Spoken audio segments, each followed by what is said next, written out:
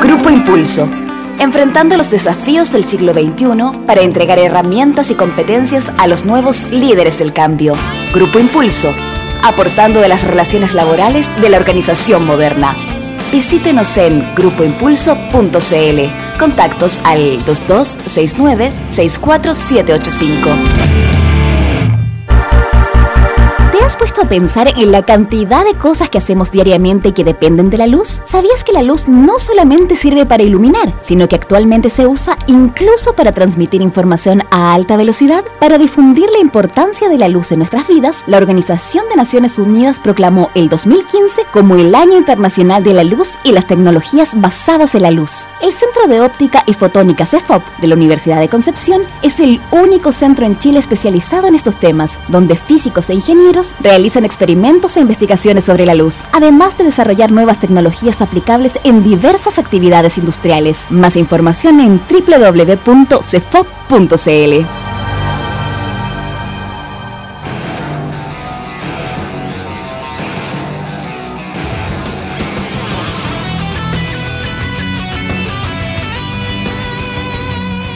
Radio Universidad de Chile 102.5 FM y Nahuel Comunicaciones presentan Citoyens, Pecados y Virtudes de la Ciudad. Un espacio dedicado a aquellos ciudadanos y ciudadanas que necesitan descubrir qué hay detrás de la metrópolis. Bienvenidos al debate sonoro de ideas, al rescate de la memoria, al rito de la reunión para arreglar el mundo, a la capacidad de opinar y escuchar al otro. Con ustedes, los anfitriones de Citoyens.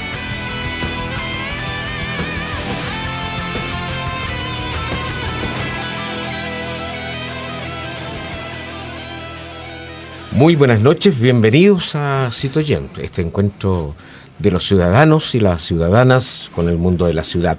En esta fecha especial, viernes 1 de mayo, un viernes bastante relevante para el mundo de los trabajadores y las trabajadoras.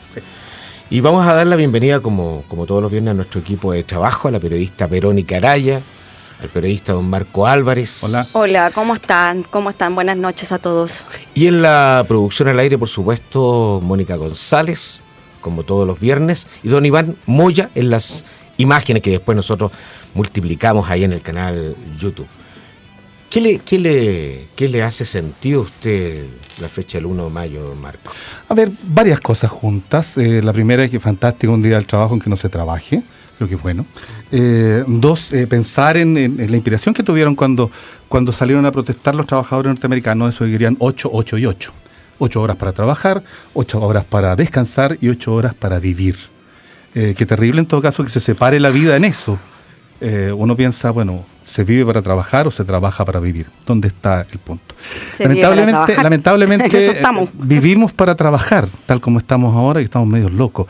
Hace unos años, yo lo comento siempre, vino gente del National Geographic a hacer unas grabaciones en Chile, hace muchos años. Les llamó mucho la atención que los santiaguinos, especialmente, camináramos tan rápido en las calles, tan rápido. Entonces ellos lo atribuyeron a que seguramente era por el frío que hace acá, porque vinieron en invierno. Pero el tema es que no, todos caminamos rápidos y apurados, porque no sabemos para dónde vamos, pero queremos llegar rápido. Y queremos alejarnos lo más pronto posible de ese lugar que nos apesta, que es el trabajo. Creo que el trabajador, fundamentalmente el trabajador chileno de la ciudad, está muy alienado con eso, con lo del trabajo. Y creo que lamentablemente quienes están a cargo de representarlo frente a los patrones, sin calificar a los patrones porque no es el día de ellos, lo hacen mal porque se olvidan del trabajador y se acuerdan solamente de sus bolsillos. Este recado va para todos los sindicalistas y todos los representantes de sindicatos, porque la mayoría se olvida de los trabajadores. Ya. Ahora, un mundo sindical que ha cambiado bastante. Al año 73, alrededor del 78% de los trabajadores estaba sindicalizado. Hoy día no supera el 19%. 15 claramente. 15%. Y de ese debe ser el 10% de trabajadores de Codelco.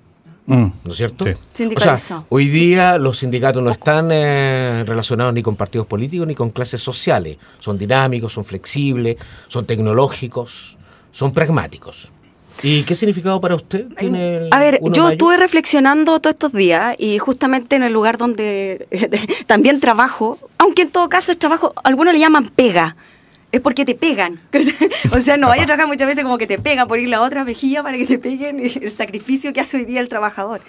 He reflexionado porque justamente estoy en un lugar donde los despidos están siendo continuos y hay una tensión, un miedo.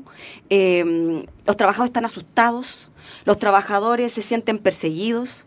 Hoy día los derechos de los trabajadores están siendo cada vez mermados. Nos están coartando la libertad de expresión en muchos trabajos. El tema sindical, los que queremos hablar sobre una posibilidad de formar algún sindical, nos llaman y nos dicen, sigue hablando de eso y se terminará tu trabajo, terminaremos tu contrato. Y yo creo que hay muchos auditores que pueden sentirse representados con lo que estoy diciendo. Hoy día creo que se ha instaurado y seguimos instaurando el concepto del miedo desde el punto de vista de los trabajadores. Y eso creo que no se va a terminar hasta que las políticas que están haciendo este gobierno o cualquier otro gobierno que venga sean realmente desde la perspectiva de los trabajadores, no desde la perspectiva del empleador. Hay que decir que usted es una profe taxi. Soy una profe taxi y en el lugar donde estoy, justamente por eso lo digo, la mayoría de los colegas, no necesariamente docentes ni profesores, pero los funcionarios están siendo en este minuto perseguidos. Y están siendo despedidos. Así que un mensaje para mis queridos colegas. Bueno, en este 1 de mayo, entonces, este viernes 1 de mayo, un saludo a las trabajadoras y trabajadores de todo el país. ¿Ah?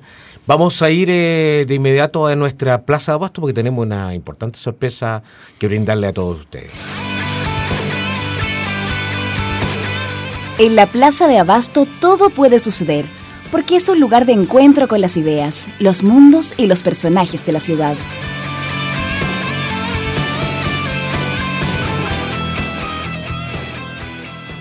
Bueno, en esta Plaza de Abasto tenemos un invitado internacional, hay que decirlo.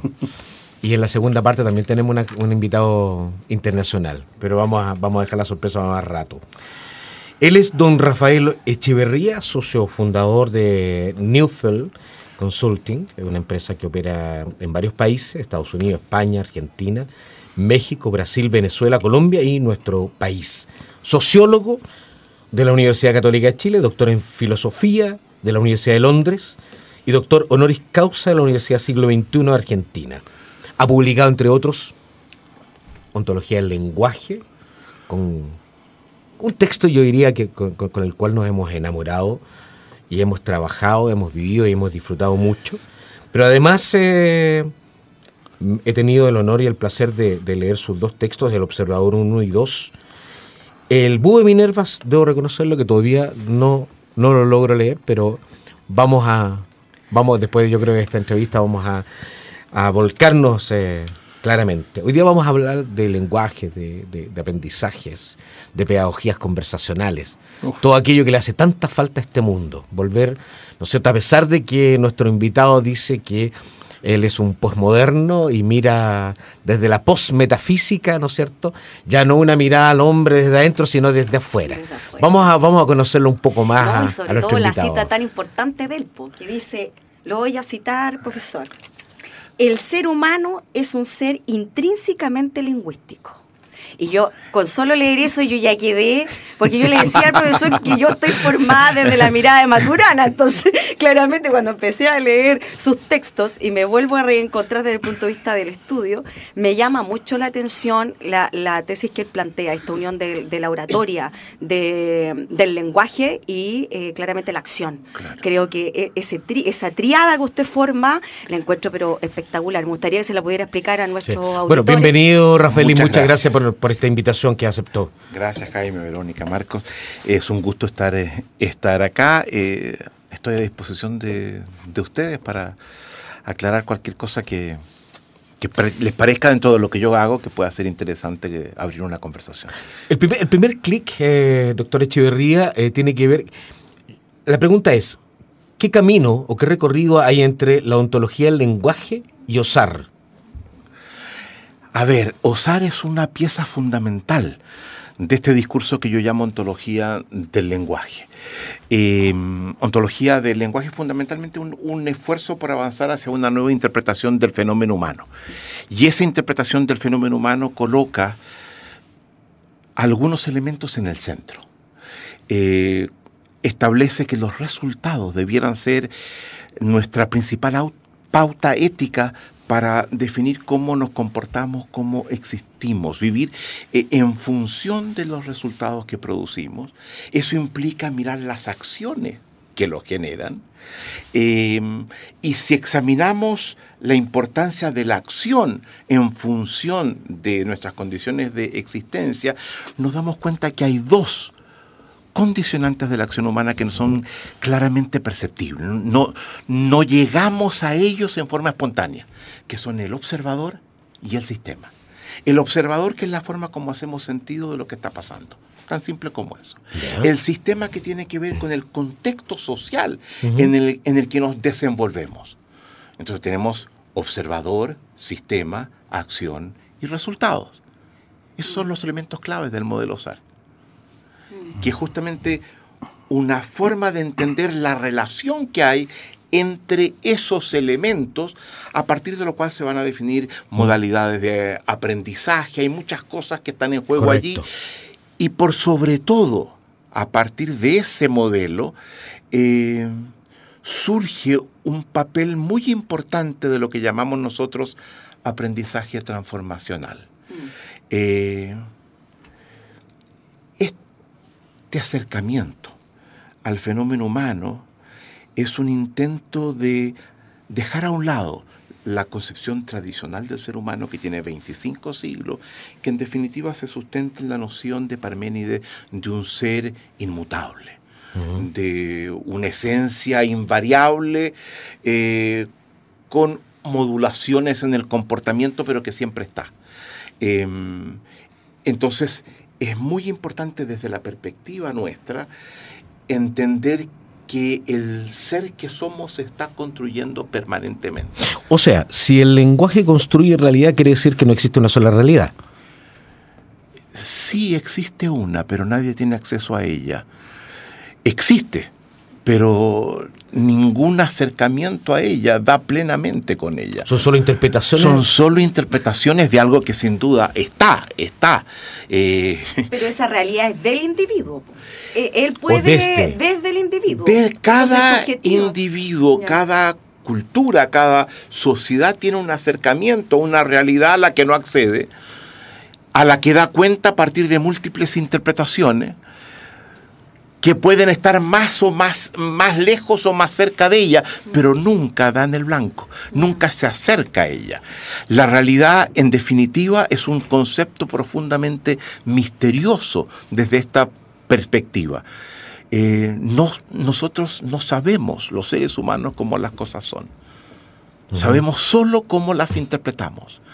Y es a partir de la acción que vamos afinando, acercándonos, alejándonos de ciertas interpretaciones para acercarnos a otras, pero nunca llegamos a tocar la realidad tal cual ella es. Ese ser, que yo digo no es posible negarlo, no accedemos nunca a él. Doctor Echeverría, y si esta transformación es un eje tan importante para usted, usted cita dos elementos que son clave. ¿Se producirían en la calle y en la vida? ¿O son provocados por la calle y por la vida? A ver, el tema de la calle para mí es central. La interpretación que nosotros sustentamos es una interpretación que se opone a lo que llamamos el programa metafísico, que tiene una importancia muy central y que se sustenta en esta categoría del ser inmutable. Pero cuando surge el programa, los metafísicos, los primeros de ellos, hicieron algo que no es trivial. Enclaustraron la filosofía. La Academia de Platón tenía en la puerta un aviso que decía: aquí solo pueden entrar los que sepan geometría. Y en esa época los que sabían geometría eran muy pocos. Y la filosofía quedó recluida, se convirtió en una secta, una especie de club extraño para gente que hablaba un cierto lenguaje que pocos entendían, y fue sustraída de la calle. Yo creo que hoy día es fundamental devolverla a la calle. traerla a la vida. Yo no soy un deportista, pero vibro con los deportes. Yo no soy un músico y la música me trastorna. Y yo quisiera que la filosofía fuese algo que produjera esa misma atracción, que sintiera que es algo importante para cualquier ser humano porque están hablando de nosotros mismos. Y sin embargo, queda como algo ajeno. Parte importante del esfuerzo nuestro es llevarla a la calle, llevarla a la vida, incorporarla al carnaval. Profesor, entendiendo que el entendimiento del ser humano parte desde una postura honesta, partiendo de ahí, casi desde una mirada de un deber ser. ¿Cómo se cruza toda esta teoría suya con lo que lamentablemente se ha enseñoreado mucho en el último tiempo en nuestra sociedad, que es la moral de la conveniencia? Bueno, este es un tema central en los planteamientos que hacemos. La moral de la conveniencia surge a partir de un profundo desarraigo en el que se encuentra el ser humano hoy en día. El elemento que da lugar a lo que nosotros hacemos es el reconocimiento de una profunda crisis de sentido que enfrentamos en la humanidad, que yo creo que es una de las crisis más serias que hemos encarado nunca. El ser humano es un ser que para poder mantenerse vivo no solamente tiene, como Maturana decía, que reproducir la organización del sistema vivo que lo constituye. El ser humano, porque lo anterior lo tiene que hacer todo ser vivo, tiene que reconstituir un juicio. Mi vida hace sentido, además de lo biológico. Cuando yo no reconstituyo ese juicio, el sentido de la vida se me escurre y enfrento la posibilidad del suicidio. Somos la única especie, como nos lo indica Camus, que enfrentamos la posibilidad del suicidio cuando perdemos sentido. Volviendo a lo que tú dices, Marco, a lo que tú hablas, esa lógica de la conveniencia, del interés privado, es una forma un poco obsesiva de buscar un sentido que en definitiva nunca logra reproducirlo por entero. La respuesta nuestra se orienta justamente hacia un esfuerzo por instituir una nueva base para una ética de la convivencia muy distinta de la que hemos estado ya durante siglos. No es una cosa de los últimos años. Y el concepto también de escucharse, que eso usted también lo menciona, que hoy día nosotros muchas veces el problema del ser humano que no se sabe escuchar. Claro. Ahí, eso lo podemos ver a diario, lo vemos en la vida, lo vemos en el mundo laboral, nosotros no nos escuchamos. Y eso genera conflicto en el ser humano, tanto conflicto interno como conflicto externo. ¿Cómo usted lo podría explicar? A ver, yo creo que pocas cosas se entienden menos y son tan importantes como el fenómeno de la escucha. Venimos de una tradición donde cuando se enseña escucha, normalmente se acude a un modelito de un emisor, de un receptor, de un mensaje, de una un canal. retroalimentación. Exactamente. La codificación, las interferencias. ¿Saben de dónde viene eso? De una propuesta que hace en la década de los 40 un ingeniero de comunicaciones en los laboratorios Bell, Claude Shannon. Eso es muy importante para las máquinas, para el teléfono, para la radio, para todo eso. Es fundamental. Pero no tiene nada que ver con el fenómeno de la escucha humana. Pero nada que ver. Tampoco lo que plantea David Berlo, cuando habla desde la codificación y la decodificación, y ahí se genera una retroalimentación. Tampoco, porque eso es la forma como le damos sentido al lenguaje a un nivel todavía muy superficial.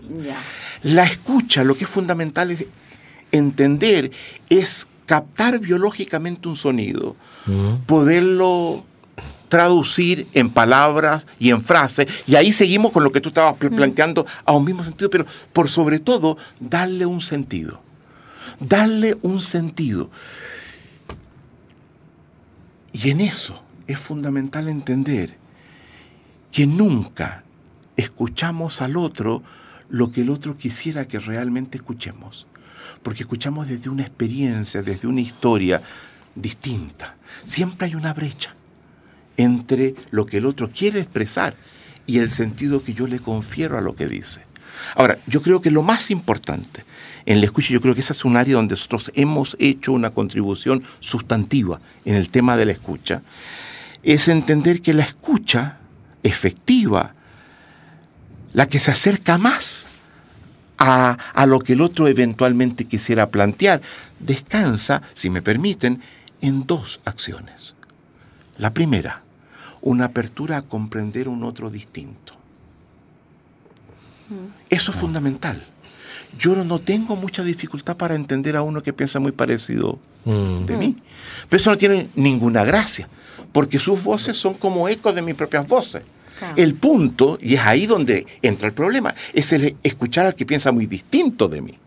Porque no tenemos tolerancia. Pero ese es exactamente el punto. Y por eso que para esa primera apertura, y son dos, es fundamental instituir el respeto. El respeto que es la aceptación del otro como un ser diferente, legítimo en su diferencia y autónomo, que quiere decir que va a querer actuar de acuerdo a lo que él o ella piensa. Claro. Y el problema es que eso no lo podemos instituir con recomendarlo.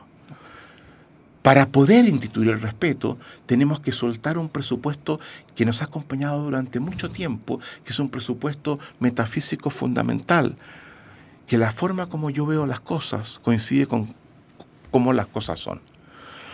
Si yo pienso que la forma como yo veo las cosas corresponde con cómo ellas son, cualquiera que diga algo distinto, lo voy a invalidar. Entonces tengo que poner en cuestión esa premisa. Me genera un prejuicio. Claro, pero lo que es más lindo es que el segundo elemento clave, y creo que el más importante de la escucha, tiene que ver con otra acción. Nosotros postulamos que cuando nosotros hablamos, actuamos, y que ese hablar, por tanto, por ser una acción, tiene poder de transformación, ¿verdad? Eso es una premisa central en el planteamiento nuestro. Desde esta perspectiva, la escucha, al final de cuentas, se corona cuando yo permito que la palabra del otro me transforme, me haga ver lo que antes no veía y me lleve a actuar de una forma que antes no podía. Esa es la escucha. Y llegar allí no es un camino fácil, pero al menos podemos delinearlo. Se me ocurre al escucharlo, y al escucharlo, de verdad, que un camino fácil, un camino diáfano, un camino posible de hacer y que nosotros todos lo hemos hecho en algún momento sin darnos cuenta desde esta perspectiva, es la poesía. Por supuesto. Por supuesto. Y la poesía, claro, es una forma de hablar que nos remueve, que nos conmueve, que nos abre mundos, que nos lleva a mundos distintos. La poesía vive en la escucha de su lector. Es allí donde se realiza, es allí donde se concreta, en lo que es capaz de evocar y los mundos que puede traer. Y cuidado, porque la poesía a la vez juega mucho con la ambigüedad y se dan todas las artes. Yo me acuerdo, y hablo muchas veces de ello, un amigo mío, escultor chileno, Sergio Castillo, le preguntaron una vez, oye, esas esculturas de fierro que tú tienes construidas en tinta parte, ¿qué significan? Y él dijo, mira, yo no te puedo decir qué significan. Si yo te pudiera decir, sería un novelista, un ensayista. Yo soy un escultor. Dime tú qué a ti te significa. Yo provoco algo, es una provocación que busca al otro lado una evocación, busca la posibilidad de que yo pueda construir, lector, espectador, algo que no está siempre presente en quien la genera. Ahora, yo quiero llevarlo, profesor Echeverría, a un tema que desde la neurociencia hoy día se está recapitulando, que tiene que ver con los aprendizajes significativos de los niños.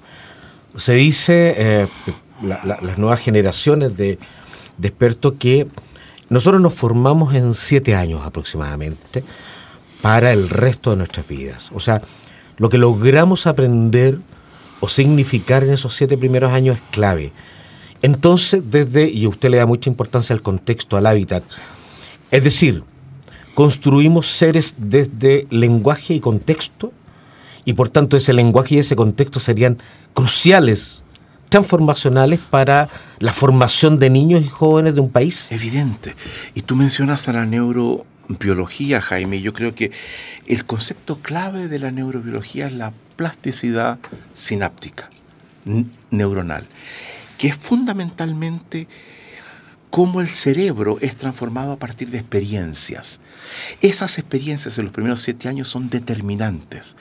La constitución de conexiones neuronales en esos años son fundamentales. Nosotros llegamos al mundo con conexiones todavía no logradas, no realizadas, que se ejecutan, y te digo, y no paran nunca de hacerse.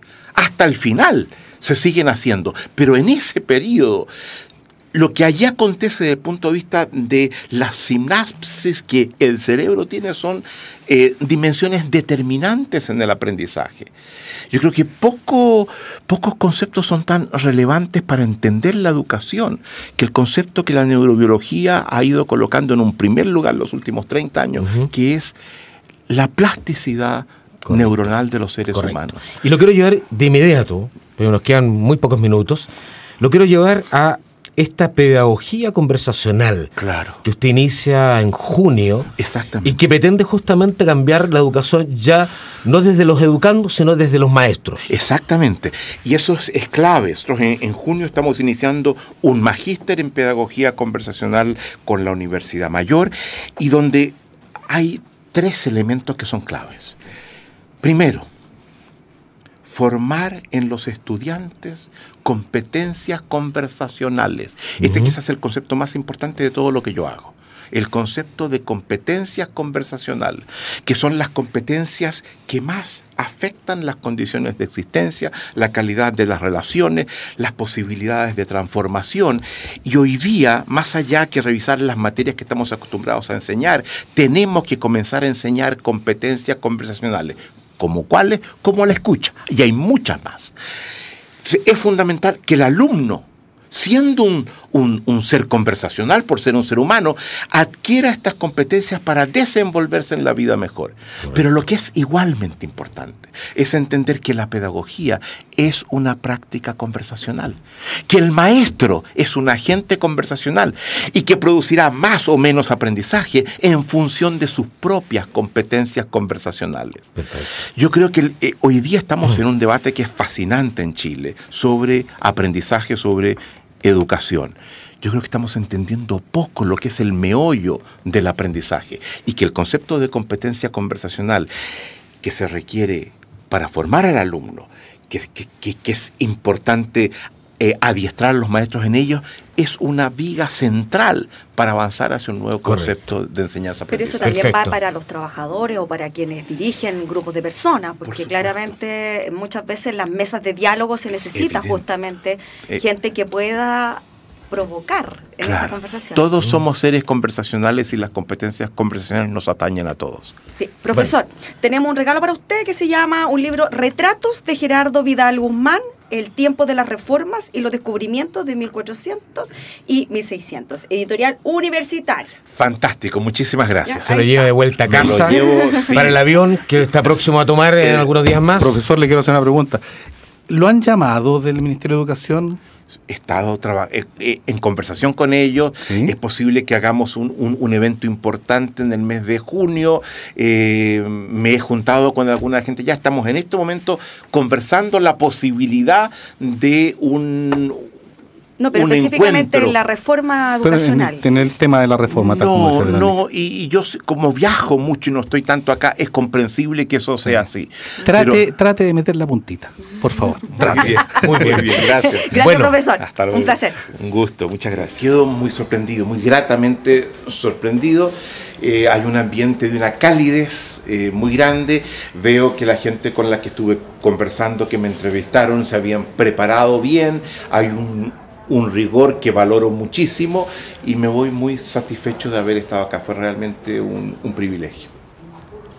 La chispeza de nuestros artistas criollos tiene un sonido, una melodía o un grito musical. Desde ahora entramos en la sintonía del Big Bang de la ciudad. Buenas tardes, Radio Escuchas. Soy Cus Valenzuela, director y guitarrista de Golosa la Orquesta. Una orquesta que lleva 4 años trabajando Le quiero mandar un saludo a todos ustedes, por supuesto, y a los que hacen este lindo programa de Cito Allens. Les dejo con nuestro tema Tango Cansado, que está en nuestro primer disco, La Vida Enloquece, grabado en Estudios Triana en el 2014. Así que golosa la orquesta para ustedes.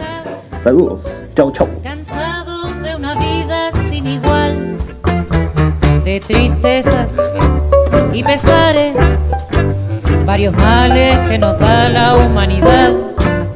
Los dedos tiemblan, sudorosos, enervados de canciones por cantar, historias de mil amores, muchas vidas que nos faltan por pasar.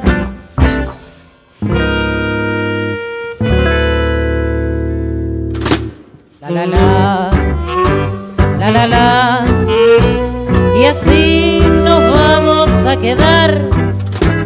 La la la, la la la, si nadie canta nos vamos a fregar.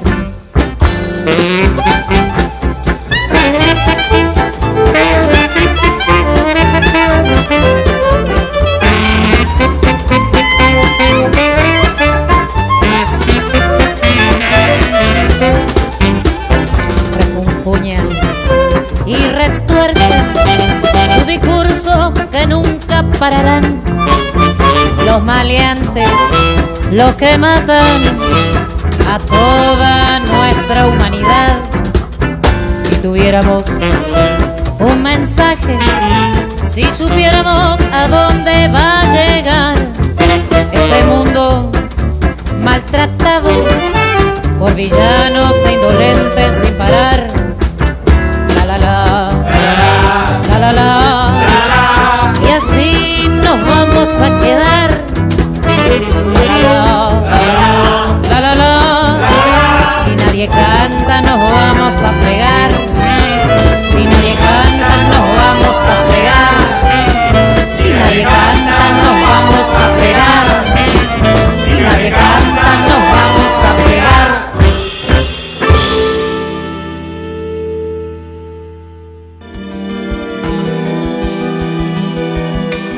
¿Cómo eran? ¿Quién las hizo o las importó? ¿Para qué servían y dónde estaban ubicadas aquellas cosas y lugares que le dieron vida a la ciudad y que ya no existen? Que el tiempo simplemente las borró de la memoria ciudadana. Recordemos entonces lo que el Mapocho se llevó. Bueno, Jaime advertía al inicio del programa Cito Allens de este 1 de mayo de 2015 que teníamos dos monstruos de invitados. Exacto. Uno de ellos es el que voy a presentar ahora. A ver, yo diría que es la figura del actor chileno contemporáneo más importante que hay en nuestro medio. Y lo digo de verdad sin el ánimo de lamerle las botas ni nada de eso, porque está invitado acá, porque creo que el tipo ha dado muestras de su valor como artista en todos los escenarios en que lo han puesto, ya sean, qué sé yo, de escenarios de teatro, de cine, de televisión. No sé si has hecho radio, creo que sí, también.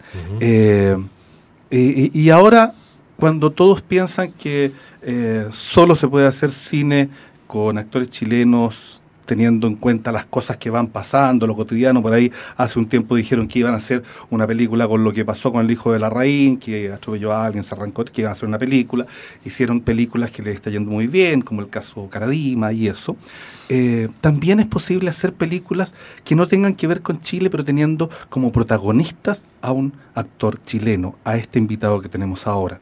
Me refiero, sin ir más lejos, a don Héctor Noguera. Héctor, bienvenido. Muchas gracias, Marco, realmente. Bueno, ¿qué quiere que te diga cómo me siento con tu presentación? Parecía Fernando Villegas. No, pero en realidad, dentro del Muchas gracias. nacional, yo creo que el referente dentro de la actuación chilena es don Héctor Noguera. O sea, y claramente nuestras seguidoras, seguir. tanto en Twitter como en Facebook, que un saludo para ellas, estaban bastante interesadas en escucharlo y poder... Querían venir hasta la radio. Algunas me pedían, Sí. por favor, venir para poderlo conocer. Así que por eso las fotos también, porque las van a subir después en la página de nuestro programa, así que a todas nuestras auditoras para que ahí estén pendientes de la entrevista que le vamos a hacer en este minuto. Sí.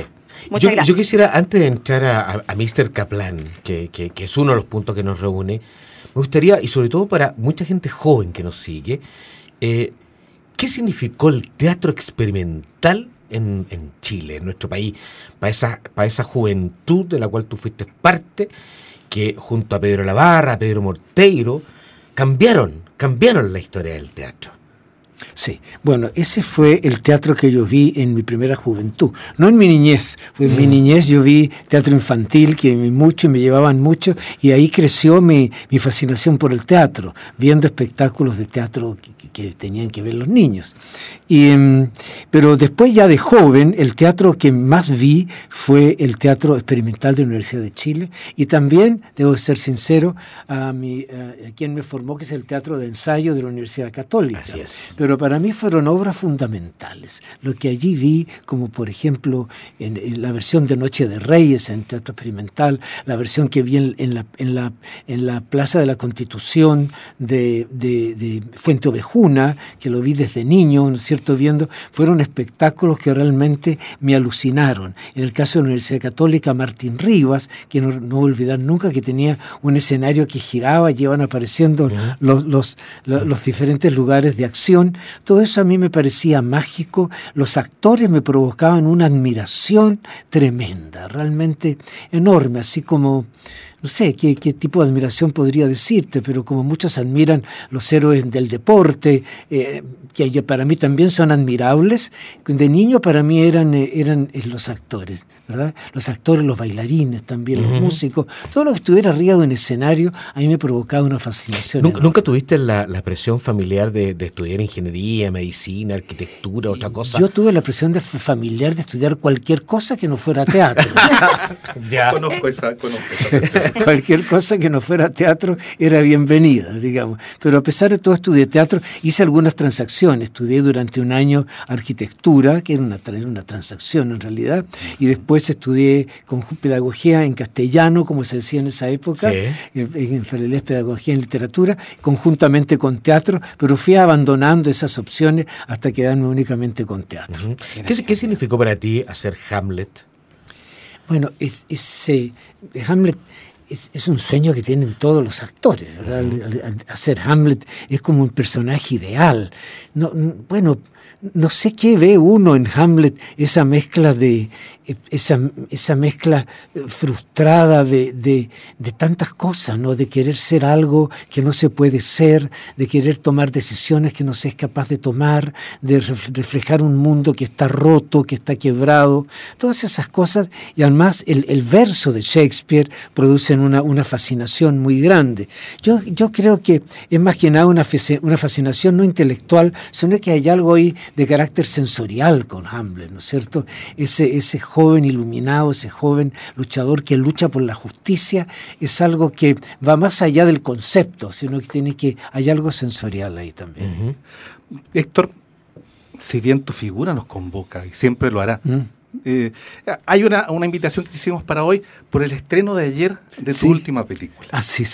Ayer, jueves 30 de abril, se estrenó, tengo entendido que en el Normandy, en el Alameda y también Costanera Center, los Cineplanes. Cineplanes, claro. Costanera Center, la DC también en Viña del Mar. Claro, una película que es uruguaya, española, alemana. Sí, así es. Y que se llama Mr. Kaplan. Así. Donde tú haces el personaje principal que habla en uruguayo, y cómo es pasar desde ser el alcalde de Sucupira, que alguna vez lo invitaron a la inauguración de un puente de verdad, como alcalde de Sucupira, que de ahí nos cuenta, a pasar a ser este señor mayor que se interesa por encontrar, voy a contar pedacito de la historia, a un supuesto criminal de guerra nazi que vive en Uruguay. ¿Cómo se llega a eso?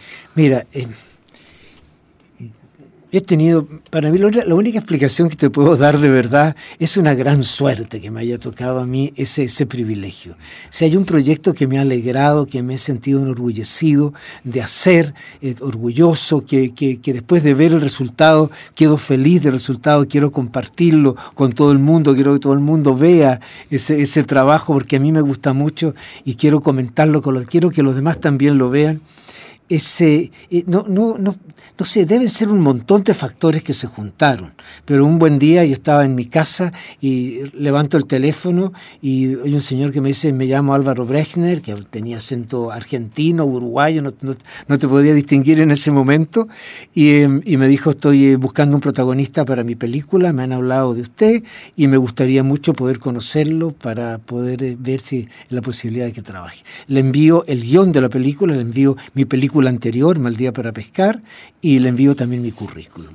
Una vez que vea eso, conversemos. Bueno, leí las 3 cosas, me fascinaron las 3 cosas, me llamó y me preguntó, ¿se interesa? ¡Sí! Contesté yo. con hartas guías. ¿Sí? ¿Pero qué más lo motivó? ¿La historia?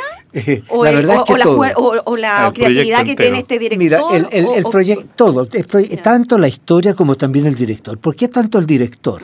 Porque vi, no tanto por su currículum, que era importante, sino que especialmente porque en la película anterior, Mal día para pescar, la calidad de la actuación era muy buena, muy, muy buena. Entonces dije yo, bueno, yo quisiera trabajar con este director porque que realmente siento con el cual yo voy a aprender, voy a hacer un buen trabajo actoral si él me dirige. Tenía esa esperanza. Entonces, eso fue para mí muy importante. Y le dije, cuando me preguntó, ¿qué es lo que más te gustó de la película? Le dije, lo que más me gustó de la película, me gustó todo, me gustó el guión, todo, pero sobre todo la actuación. Le dije, yo tengo la esperanza de hacer también un buen trabajo. ¿Cuánto tiempo se demoró en preparar el personaje? Bueno, algunos meses, porque en primer lugar, él vino a Chile, conversó conmigo, tuvo 3 días conmigo, me dijo, solo te pido de que me permita seguirte a donde tú vayas y así conocerte. Bueno, él me seguía al trabajo, que se iba a todos lados, también fue a mi casa, lo invité a mi casa, fuimos a un restaurante, fuimos a un restaurante por ahí también, él llegó con una productora, con Mariana Seco, y bueno, una mujer encantadora, maravillosa, y entonces estuvimos 3 días, y después me citó para 2 meses después para estar en Montevideo y ser parte de un casting. Entonces fui a hacer casting a Montevideo un par de meses después y entre tanto leí muchas veces el guión y me dio literatura también, ¿no es cierto? Me dio algunos libros que habían sido la base de la historia y me dio también algunos libros sobre la cacería de Eichmann en Argentina y estuve leyendo bastante y después fui a Montevideo, estuve allá en el casting y allí me interioricé, o sea, con el acento, porque un grave problema que tenía, le decía, porque todo el mundo, él me contó que todo el mundo le decía después, ¿cómo se te ocurre llamar a un actor chileno que de todos los latinoamericanos es a los únicos que no se le entiende nada lo que dice? Claro, eso también me llama la atención a mí. ¿Cómo se te ocurre? ¿Por qué chileno? Un colombiano, un argentino, chileno que no se le entiende nada lo que habla. Espérate, el problema para nosotros los chilenos, como yo lo veo, es que tenemos a los argentinos siempre encima. Los tenemos siempre. Entonces, viste, el acento argentino se nos pega. Pero el acento uruguayo, ¿cómo se logra? Porque hay una diferencia. Mira, vivimos imitando a los argentinos, pero no es un acento como, no sé, el acento croata, ¿no? Vivimos imitándolo, entonces es cercano. Ahora, ¿cómo es el uruguayo y no el argentino? Yo eso... Con los días que estuve haciendo casting con los actores allá, me preocupé de hablar de una manera que fuera lo menos distinta a la de ellos, a la de ese grupo que está ahí. No fue que yo estudiara ni fonéticamente, ni estudiara grabaciones, no sé, a pesar que me pasó bastantes grabaciones, te prometo que no las revisé mucho, sino que me fui... Perdón, Álvaro, lo vienes a saber recién ahora. No fue la chilena. Pero estamos en el momento de las confesiones. De Latinoamérica no sale. De Latinoamérica. Bueno, sino que dije, bueno, me voy a sumar a ello. Y empecé a hacerlo inmediatamente. O sea, empezamos a ensayar, yo al tiro empecé, ¿ya? ¿Verdad?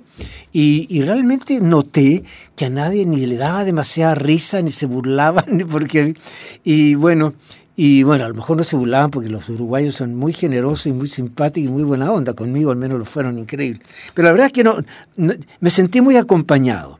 Y después les preguntaba, y ¿me sientes muy distinto? Me decían, no, ¿de dónde eres? Entonces ahí dije, bueno, voy bien. Y eso entré en confianza y fue un proceso de sumarme a ello, más que el de estudiar solo por mi cuenta. Pero ellos sabían de su currículum, lo habían visto. Ellos sabían mi currículum, machos, por supuesto. Teleseries como machos que reconocían en el latinoamericano. Y precisamente en Uruguay había tenido mucho éxito Machos, y eso fue para muchas, después de la semana que ya estábamos filmando, se acercó una chica que estaba a cargo del casting, que bueno, el casting central ya estaba hecho, pero los pequeños papeles, los sets y todo eso, me dijo, debo confesarte algo, me dijo, yo fui la que más me opuse a que fueras tú en el papel, en el rol, por el éxito que habías tenido en Uruguay en Machos.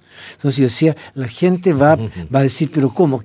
Llaman a este señor, un actor de televisión, porque tiene éxito, lo llaman a hacer una película, entonces le parecía que era el peor pronóstico para la película. ¿Y qué te queda de Jacobo? Entonces me dice ella, ahora debo confesarte después de una semana en que no hay nada de tu personaje de Machos en este película y que realmente estás usando el lenguaje nuestro y eres uno de los nuestros. Entonces ahí fue lindo. ¿Y Jacobo?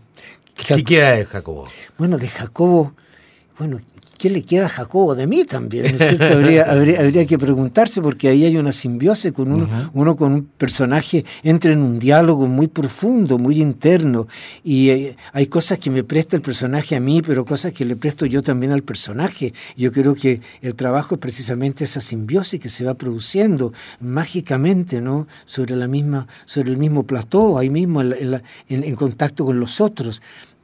Para mí fue muy importante el equipo de actores. Y del equipo de actores especialmente fue importante Néstor Guzzini, que es el que hace el personaje de Wilson, que es como el Sancho de este Quijote.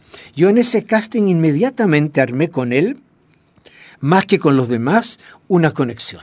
Yo sentía que este actor se comunicaba conmigo con una fuerza enorme, mucho más que los otros, que lográbamos dialogar con una fluidez mayor que con los demás. Y bueno, después, para gran sorpresa mía, él fue elegido también para ser el Sancho. Entonces realmente armamos una muy buena yunta. Y ha pasado algo muy curioso con Néstor, es que los 3 premios internacionales que he tenido, que es Mejor Actor, que es Biarritz, Monte Carlo y Nueva York, han sido premios compartidos con Néstor Guzzini. O sea, parece que nadie dice, le voy a dar un premio a Guzzini si no se lo doy a Noguera, o no se lo puedo dar a Noguera si no se lo doy a Guzzini. Sí. Y ese es un fenómeno que a mí me produce un enorme orgullo, una enorme alegría, porque significa que aquello que nos decía el director, quiero que ustedes sean realmente una yunta, bueno, se logró, ¿no? Una yunta inseparable se logró. ¿Está la posibilidad de hacer más películas con él o con otros directores? Sí, no uruguayos, tengo una propuesta de un director argentino, tengo 2 propuestas de directores chilenos que todavía no se concretan porque el cine es bien complicado, porque lograr financiamiento del cine es difícil, entonces nunca saben exactamente los productores qué fecha lo van a hacer, cuándo lo pueden hacer, sí que es complicado, pero ojalá las cosas coincidan y podamos hacerlo. Hay algo que me llama la atención. Cosas, el teatro y el cine? Cuesta el cine, la televisión cuesta mucho también, contabilizarlo. Pero en realidad usted es más de teatro, o sea, es como que su corazón está en el teatro, entonces mi corazón está en el teatro, pero también en la televisión. Tú tienes un contrato con una televisión y no puedes dejarlo. De hecho, con Mr. Kaplan, yo en un momento dije que no podía por horario de televisión. Y tuve la suerte de que me esperaron. Cosa increíble. Me esperaron 2 meses, se retrasaron la filmación 2 meses para esperar que yo terminara. Yo pensé que me iban a rechazar y chao. Pero la presentación en sociedad de Mr. Kaplan coincide con Relatos Salvajes, con la producción argentina que estuvo postulando al Oscar. Así es. Pero tengo entendido que en varios festivales internacionales se han enfrentado. Casi todos. En el mismo nivel. ¿Qué se siente de eso? En casi todos. Bueno, indudablemente Relatos Salvajes es una película que, siendo Kaplan una película muy exitosa, mucho más exitosa es todavía Relatos Salvajes. O sea, la cantidad de público que ha tenido Relatos Salvajes es enorme, pero enorme.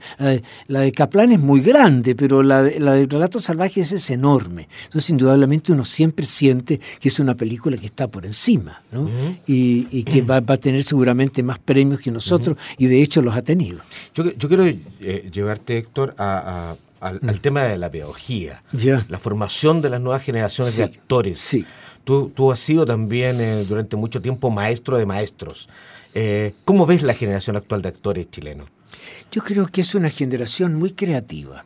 Es una generación muy entregada a ser a tener propuestas originales, a tener propuestas propias, a tener propuestas jóvenes, una generación que se hace cargo de ser una generación joven y por lo tanto hacer un teatro que sea de ellos, ¿verdad?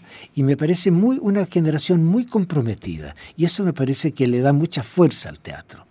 En Chile tenemos una ventaja muy grande en el teatro, es que no solo hay muchas compañías jóvenes, creativas, sino que el público chileno es un público joven. Y eso es muy importante. Yo cuando voy en el extranjero al teatro solamente veo, como dicen en inglés, cabezas azules, ¿no es cierto?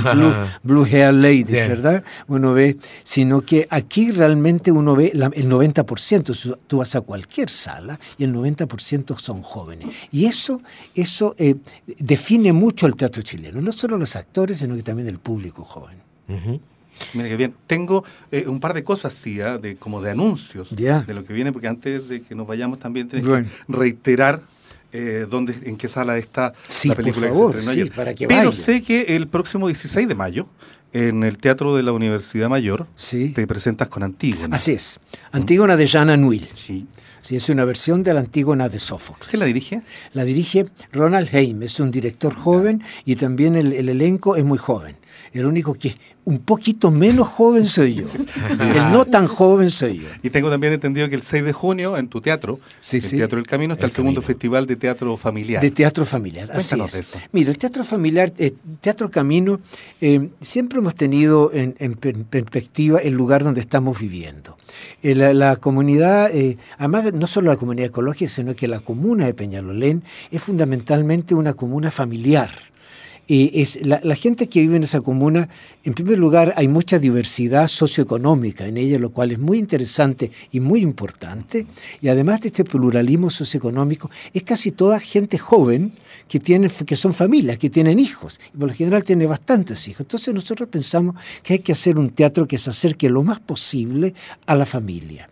Y en eso estamos, a ser bien realistas. O sea, yo digo, no quiero ser un teatro de centro que queda lejos, ¿ya? Sino que quiero ser un centro que pertenezca cada vez más a la comunidad que es Peñalolén. Y en eso estamos tratando de hacer un teatro cada vez más cercano a la familia, que pueda ir todo el mundo, sin que por eso baje la calidad y no bajen, tratar los grandes temas, ¿ya?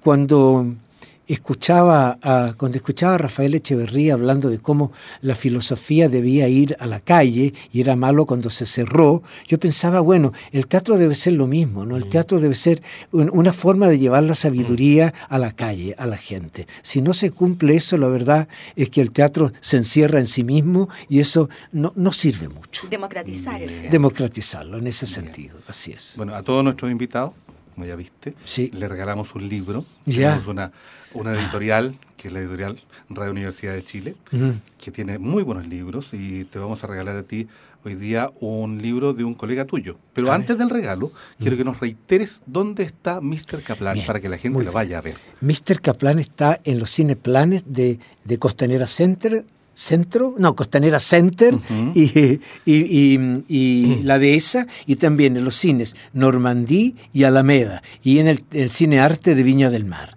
Es bueno llamar a esos teatros, comunicarse, no sé, por internet, como sea, para ver los horarios de las películas. Y ahí están, ojalá vayan a verla, vayan pronto, porque si no van pronto, las películas las retiran, ¿no es cierto? Estos retos que nosotros sometemos a nuestros invitados. Ya. ¿Es posible que Jacobo invite a nuestros auditores a ver Mr. Kaplan? Antes de entregarte el libro. O sea, es bajo amenaza. No, es bajo chantaje. Pues yo no sé qué.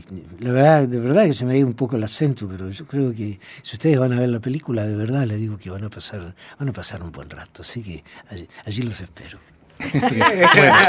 Bien. El libro es de Nissin Charín y se llama Espera Larga. Pero qué bien, qué bueno, me alegro mucho. Bien por Nissim, a Nissim le tengo mucho cariño y mucha admiración. Así que somos compañeros también de trabajo largamente. Qué bueno el libro, muchas gracias. Muchas gracias a ti por un honor, un placer haberte tenido. Y bueno, que vive el teatro, que vive el cine latinoamericano. Y ojalá y que 1 de mayo que viva los trabajadores. Los trabajadores del Que cine. vivan los trabajadores. Del cine, del teatro y de Eso. todo De las Chile. artes. Ya está bien, sí, muy bien. Bueno, Gracias, muchachos, por estar aquí. Buen fin de semana, ¿eh? Sí, gracias. Aprovechelo donde Muy contento. Siempre que vengo para acá me siento muy cómodo. Me siento con gente muy cercana, con la que me comunico muy fácilmente, así que estoy siempre feliz de estar aquí en esta radio, Universidad de Chile, realmente.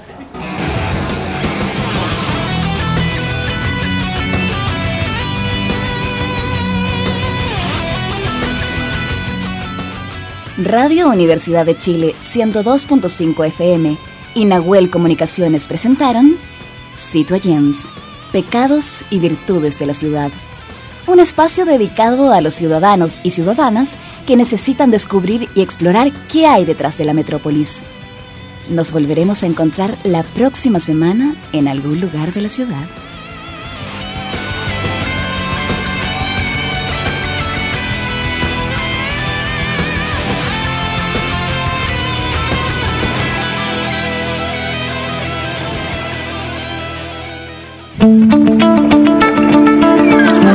Grupo Impulso, enfrentando los desafíos del siglo XXI para entregar herramientas y competencias a los nuevos líderes del cambio. Grupo Impulso, aportando de las relaciones laborales de la organización moderna. Visítenos en grupoimpulso.cl. Contactos al 2269-64785. ¿Te has puesto a pensar en la cantidad de cosas que hacemos diariamente y que dependen de la luz? ¿Sabías que la luz no solamente sirve para iluminar, sino que actualmente se usa incluso para transmitir información a alta velocidad? Para difundir la importancia de la luz en nuestras vidas, la Organización de Naciones Unidas proclamó el 2015 como el Año Internacional de la Luz y las Tecnologías Basadas en la Luz. El Centro de Óptica y Fotónica CEFOP de la Universidad de Concepción es el único centro en Chile especializado en estos temas, donde físicos e ingenieros realizan experimentos e investigaciones sobre la luz, además de desarrollar nuevas tecnologías aplicables en diversas actividades industriales. Más información en www.cefop.cl.